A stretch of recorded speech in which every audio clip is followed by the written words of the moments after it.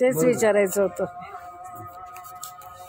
बघा, याचा उल्लेख वाल्मिकी रामायणामध्ये आलेला आहे. मी पहिले बोललो होतो. बरोबर. बघा, भगवान श्री रामचंद्र हे सीतेचा शोध घेण्यासाठी दंडकारण्यमधून गेले. ते दंडकारण्य म्हणजे हे तुमच्या नाशिक पासून जे इकडे सुरू होतं सगळं, हे दंडकारण्य, आजचं अभयारण्य. तर त्या जागेवर श्रीराम थांबले होते. 6 महिन्याची आख्यायिका आहे. आणि तिथे त्यांना एक गोष्ट कळाली की आपले पिताश्री म्हणजे दशरथ राजा यांचं निधन झालेलं आहे. सो लक्ष्मण कनिष्ठ असल्यामुळे त्याला विधी किंवा पिंडदान करण्याचा अधिकार नव्हता. ज्येष्ठ भ्राता कोण? भगवान श्री रामचंद्र. हो, त्यांनी काय केलं मग की आता लोक भाकड कथा म्हणून इतके सांगतात ना की रामाने असा एक बाण काढला, मारला.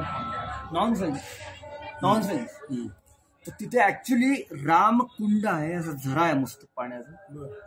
सो तिथे डिपार्टमेंटने आता खोदकाम केलं आहे 5-7 वर्ष. सो त्यांना एक चौकोनी मोठं सापडलेलं आहे कुंड. त्याचं नाव आहे रामकुंड.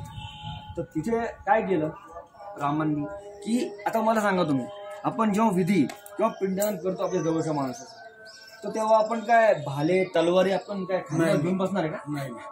त्यामुळे भगवान श्री रामचंद्रांनी काय केलं की आपल्या जवळचा भाता, धनुष्य, बाण त्यांनी खाली काढून ठेवला. आणि मग त्यांनी पिंडदान केलं. आणि म्हणून ती तिथे रामाची निशस्त्र मूर्ती. पण त्या मंदिराचं आर्किटेक्चर इतकं जबरदस्त आहे की हे माझं बोट म्हणजे भगवान रामाची मूर्ती.